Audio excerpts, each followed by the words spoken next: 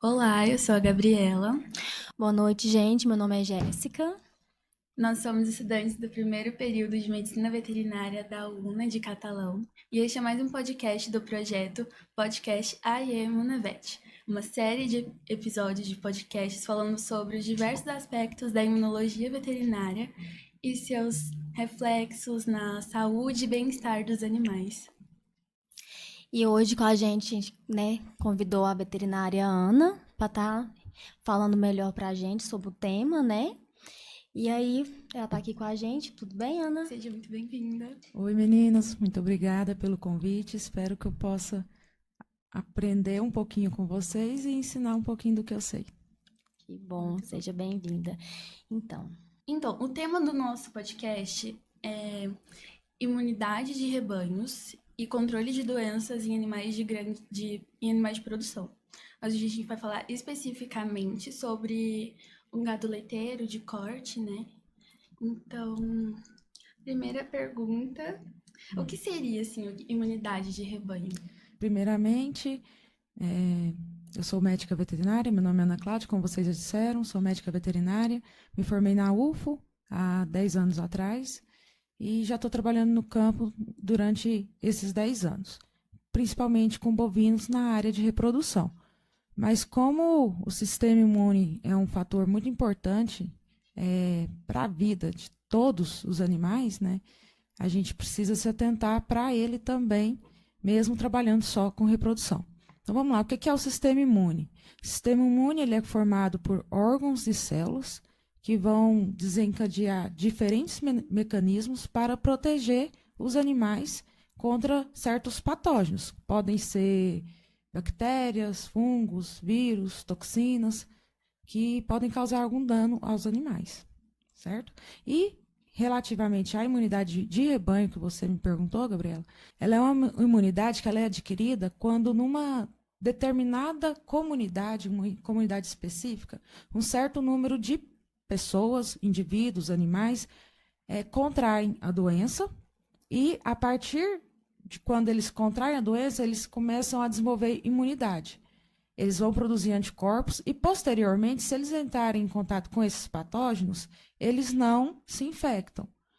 Contudo, a partir dessa imunidade deles, eles deixam de transmitir para outras pessoas. Então, chega um determinado momento que uma grande quantidade já teve a doença ou foi vacinada, porque essa imunidade de rebanho ela pode ser adquirida via contato com o patógeno e desenvolvimento de anticorpos ou via vacinação.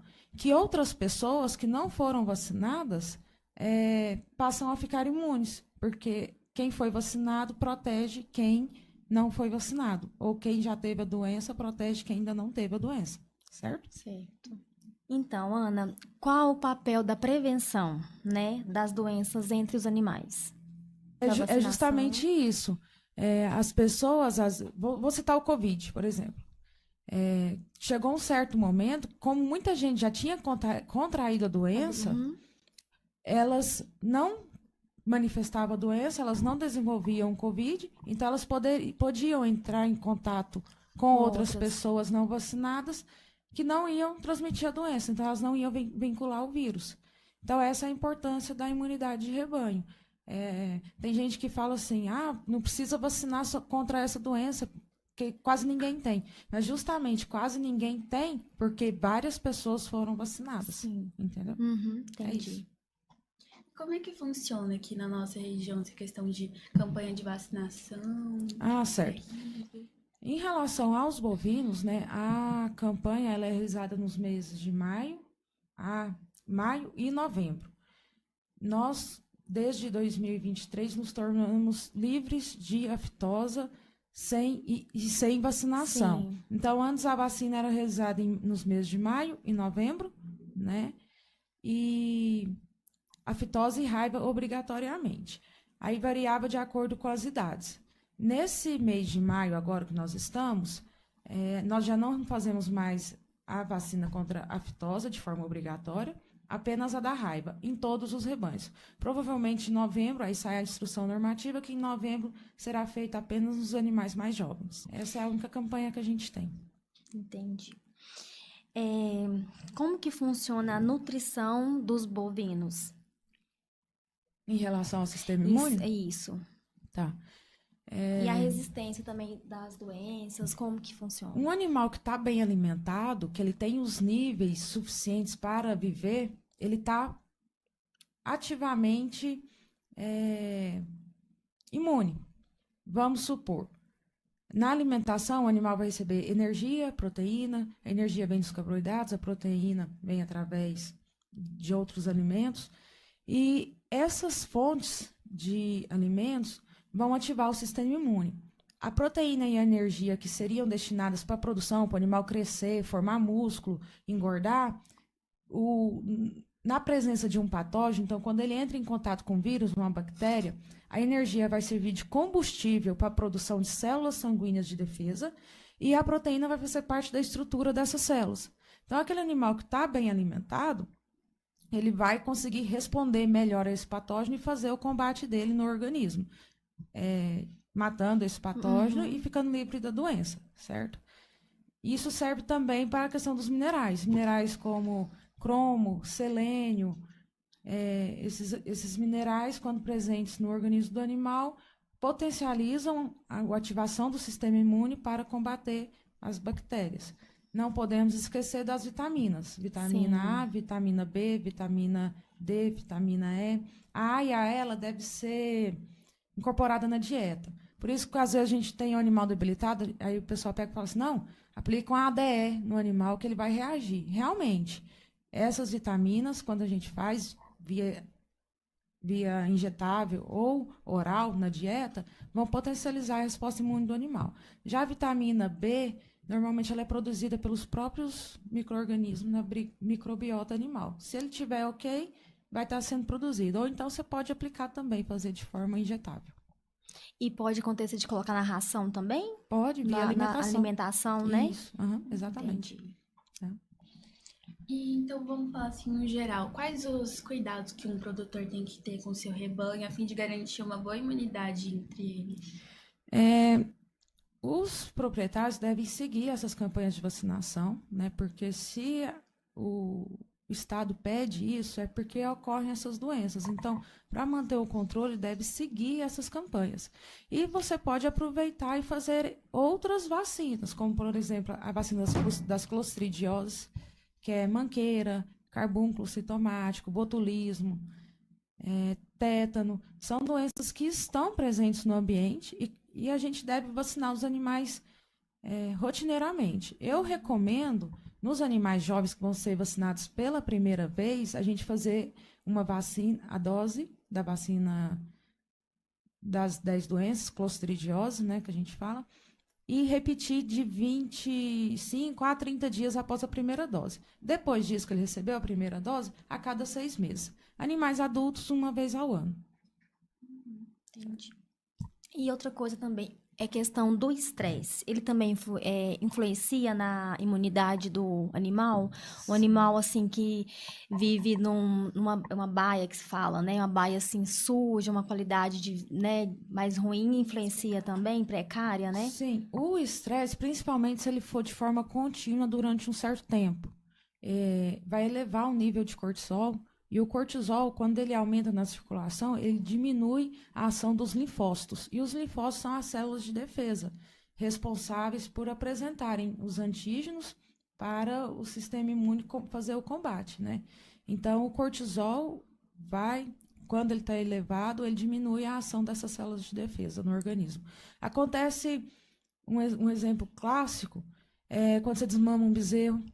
Por isso, às vezes, alguns protocolos de desmama pedem que você aplique vitaminas na desmama que tem cromo. O cromo, ele baixa o nível de cortisol na circulação. Então, você consegue reduzir o estresse nesse animal. Outro exemplo clássico de estresse, um parto muito estressante.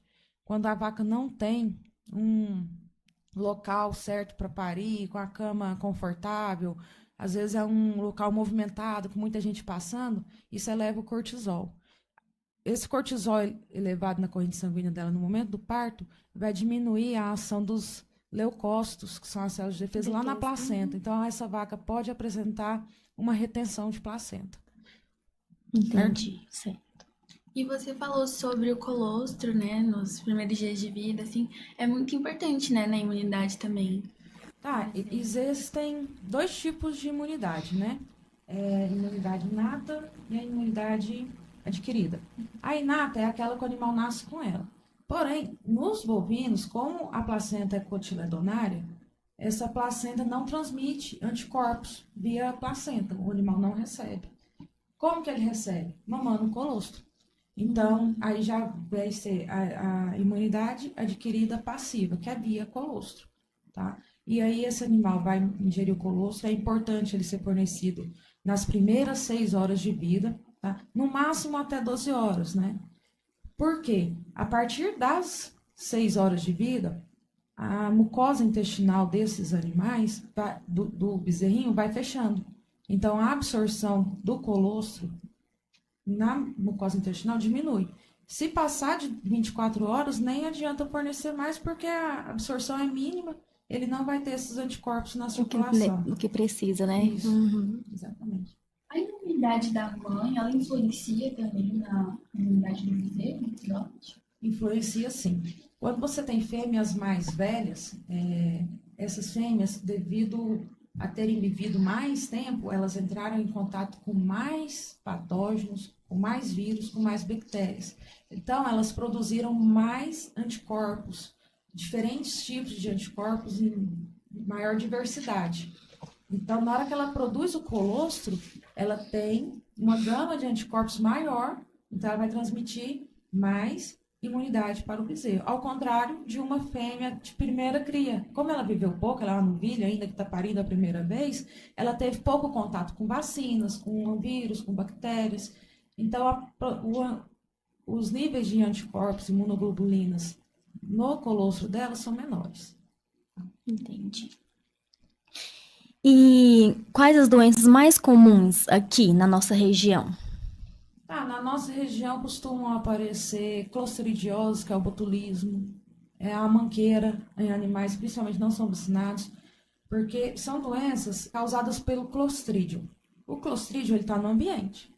E aí, às vezes, esse animal passa por um estresse, abaixa a imunidade dele e o clostrídio começa a proliferar, começa a produzir toxinas que causam alterações no sistema nervoso dos animais. Então, essas doenças são comuns. Além delas, acontece casos de brucelose. Infelizmente, os diagnósticos são poucos, pouca gente faz exame para brucelose, mas quando a gente vê quadros aí de muito aborto acontecendo em fase de terço médio a final de gestação, pode investigar que pode ter brucelose envolvida. Uma doença muito comum também na vacada é a leptospirose. A leptospirose agora o pessoal está falando muito por conta das enchentes lá no Rio Grande do Sul. Sim. Ela é uma doença transmitida pelo rato, a urina do rato. Da urina. Então tem gente que tem muito rato presente na fábrica de ração, no paiol, onde guarda a ração, onde guarda o milho.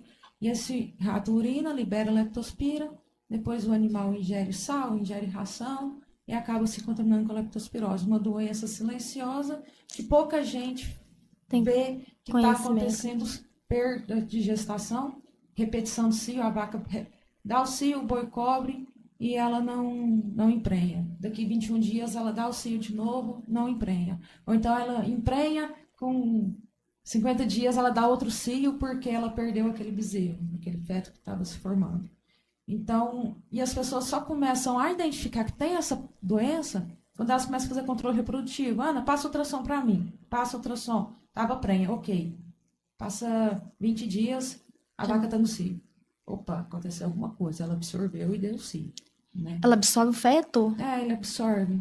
É o embriãozinho, né? Porque às vezes ainda não tem o sistema esquelético formadinho. Só o embrião. Só o embrião. Interessante. Sim. E silencioso, igual você falou, né? E só vê quem mede, né? Quem larga a vaca lá com o boi o ano inteiro, não sabe se ela emprenhou, se ela perdeu, não sabe de nada. Só vê quando ela tá chegadinha para parir, né? Quando ela tá enchendo o úbrio que vai parir. Aí vê que ela emprenhou. Mas tem gente que não tem esse controle. Entendi. E quais seriam assim, os sinais clínicos de um animal com uma baixa imunidade? Bom, ele é um animal que pode já estar apresentando alguma doença. Ele pode estar aí já com uma tristeza, mucosa ocular bem branca, né? Hipocorada, pode ser até mais amarelada, no caso de icterícia. O animal emagrece muito, ele tem um emagrecimento progressivo, ele vai emagrecendo, até mostrando costelas. O pelo fica mais arrepiado, não fica aquele pelo brilhoso. É mais fácil ser acometido por doenças. Normalmente, quando você vê que ele está com a baixa imunidade, já tem alguma doença aí, uma tristeza, uma pneumonia. Às vezes, um problema de casco, o animal machuca o casco, né? Aí a baixa imunidade que começa a mancar, não se alimenta bem, e aí vem a doença, a infecção, ele não consegue combater essa infecção. Entendi. E outra pergunta também, Ana, quais os cuidados, você que já está na área, né? Quais os cuidados que um criador deve ter para controlar essa imunidade, para assim, ter um animal saudável, né? Saudável. Certo. São cuidados básicos. Manter a alimentação correta de acordo com cada característica animal. O bovino ele precisa ser suplementado com sal mineral. Então, nas diferentes fases da vida dele, nas diferentes épocas do ano. Então, se é época de seca, é um tipo de sal mineral. Se é época de águas, chuva, é outro tipo de sal. Se você tem pasto alto, é um tipo de sal. Se o pasto está rapado, é outro tipo. Então, tudo isso você vai adaptando. Não é receita de bolo. Você tem que ir na fazenda, você tem que conversar com o proprietário, ver o que ele já faz, ver o que ele pode fazer para melhorar. Vacinação obrigatória, vacinação que não é obrigatória, mas fazer uma prevenção do rebanho. E fornecer uma alimentação, tomar cuidado com o manejo, não fazer um manejo estressante. Na hora que for tocar o gado para o curral, calmamente, sem gritaria, né? Sem bater, sem chicote. Antigamente sem era ferrão, assim, né? né? O pessoal dos espaços antigo, né? Fazia dessa forma. Então eram muito brutos, né? Uhum. Então tomar cuidado mesmo com esse animal, para ele estar o mais tranquilo possível, né? Mal, como a vaca, tá com bastante carrapato, assim, a imunidade dela é outra também. A gente estava falando disso ontem na aula, né? Na aula do nosso professor dos parasitas. Parasita, ele está ali parasitando, então ele está tirando nutrientes desse animal, né? Ele está tirando, no caso do carrapato, ele suga o sangue. O que tem no sangue? Células sanguíneas, células de defesa.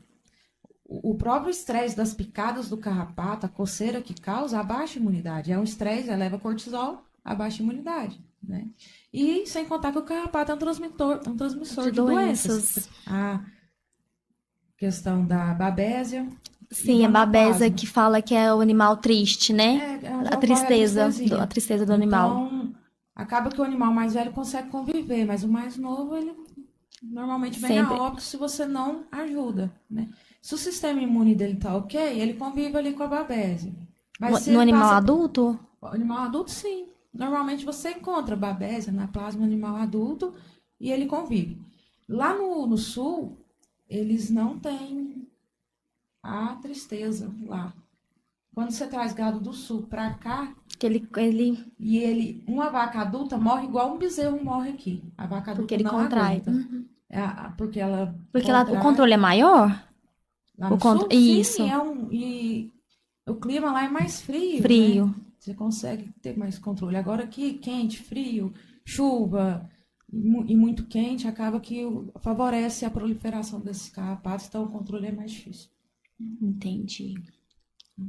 Tipos de imunidade adquirida, né? Isso. A adquirida são 4 tipos de imunidade adquirida. A imunidade passiva, que a gente já comentou sobre colostro. Colostro, sim. Não esquece. Outro tipo de imunidade passiva é através da aplicação do soro antiofídico no animal que foi picado por cobra, a imunidade passiva. Temos também a imunidade ativa. A imunidade ativa ela é essa que o próprio animal desenvolve quando ele adquire a doença ou quando ele é vacinado. Tá? A imunidade humoral, que ela é desencadeada pelas células sanguíneas através da produção de anticorpos, ou então células da mucosa.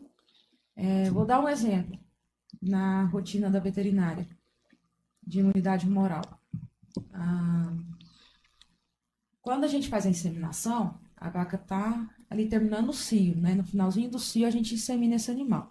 O que acontece no cio? A vaca dilata a cérvix, ela fica aberta.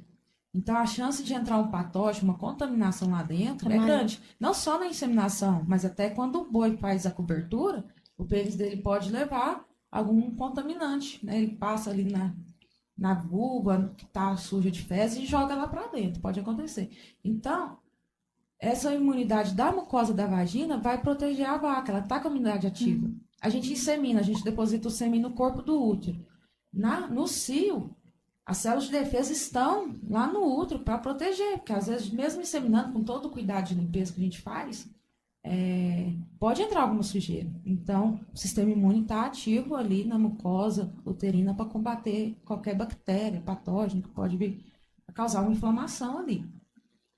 Lógico que não é o ideal, porque você quer que a vaca emprenhe. Se tiver um processo inflamatório ali, ela pode não emprenhar por conta dessa reação inflamatória no útero. No caso da transferência de embrião, a transferência é feita 8 dias após o cio. Então, a cervix está como? Fechada. Se ela está fechada, é difícil entrar patógeno lá dentro. Então, você tem que ter o máximo cuidado, o máximo zelo na hora de colocar esse embrião lá, porque é só o embrião que vai lá. E não tem o sistema imunológico tão ativo. Então, a transferência, ela tende a dar resultados mais baixos também por conta disso. Tem que ter muito cuidado na hora de para não levar patógenos lá para dentro. Aí eu falei da passiva, ativa, humoral e tem a celular. A imunidade celular, ela é desencadeada através da apresentação dos antígenos pelos macrófagos, que são células de defesa, para os linfócitos T. Ela é mediada por linfócitos T dentro das células. Isso ocorre principalmente quando os vírus, eles fogem da ação dos leucócitos que estão ali no meio extracelular e se adentram nas células. Então, são esses 3 tipos de imunidade adquirida. Certo? Legal. Interessante. Um conhecimento, né? E no caso de transferência de embriões, assim, a vaca, a quem vai receber, tem que estar bem saudável, né? Sim, ela tem que estar bem saudável. Normalmente, é uma vaca parida, né?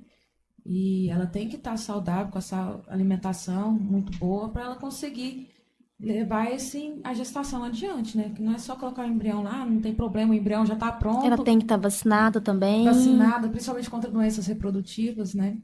Para ver senão se o esse feto embrião tem mais chance de fixar ali e formar ele.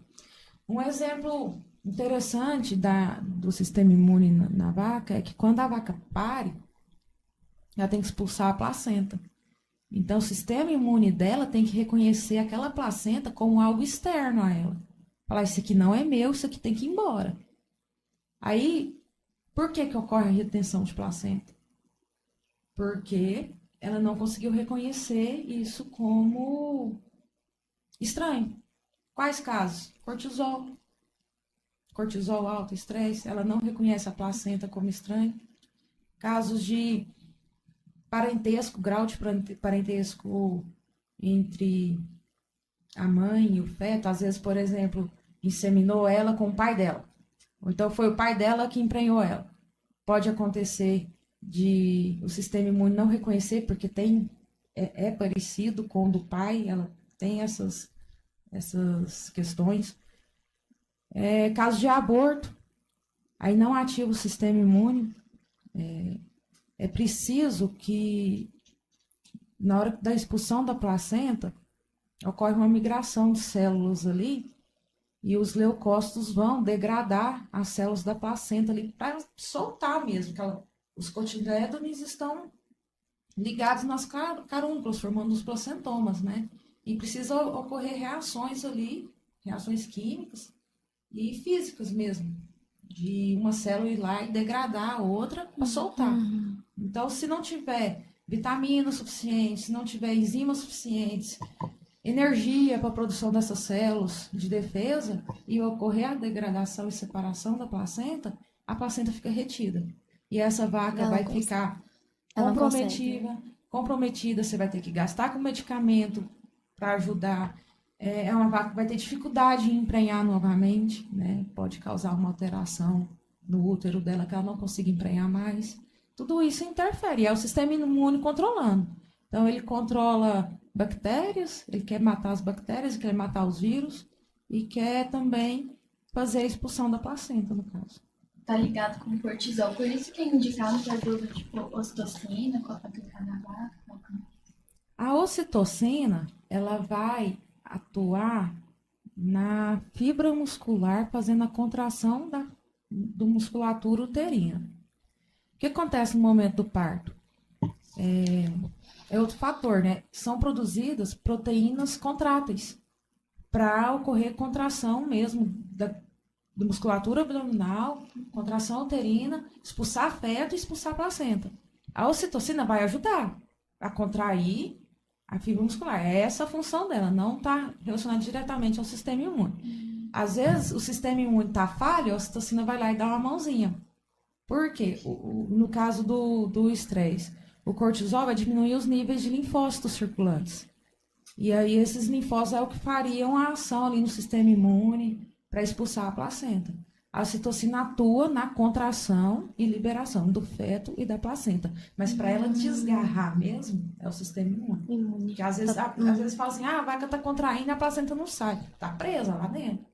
Tem casos que dá para puxar, tem casos que não dá para puxar. E quando não dá para puxar? Aí é tratamento sistêmico, anti-inflamatório, antibiótico. Espera um tempo, às vezes faz uma massagem, puxa um pouco aquela secreção, é pedida, bem pedida. Tira um pouco aquela secreção dali, e aí, com o passar do tempo, você avalia. Passa um ultrassom, se ainda tiver secreção, você pode fazer uma infusão, lavar lá dentro com antibiótico, para ver se melhora. Influencia muito na reprodução.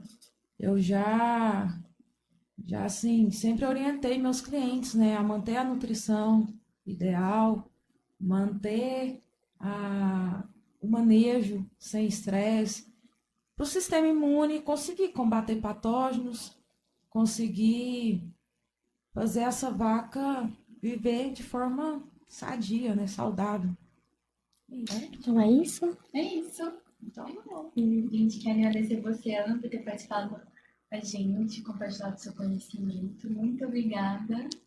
E agradecer também aos nossos colegas. Sim, né, claro. por ajudar. E assim, qualquer dúvida, gente, eu estou à disposição. Podem entrar em contato comigo, meu telefone é disponível. Eu agradeço pelo convite, muito obrigada. E contem sempre comigo, parabéns, estudem, trabalhem. E eu também quero agradecer você mais uma vez, né, por ter disponibilizado seu tempo, estar aqui com a gente, tirando dúvidas, é muito bom, né, a gente estuda, mas assim, uma pessoa que tem um conhecimento, né, a mais. Agradecer também os nossos colegas, né, que não estão aqui com a gente, mas ajudaram, né, com as perguntas. São a Samara, a Maria Luísa, a Laura, o Vinícius, a Juliane e o nosso colega Cauã.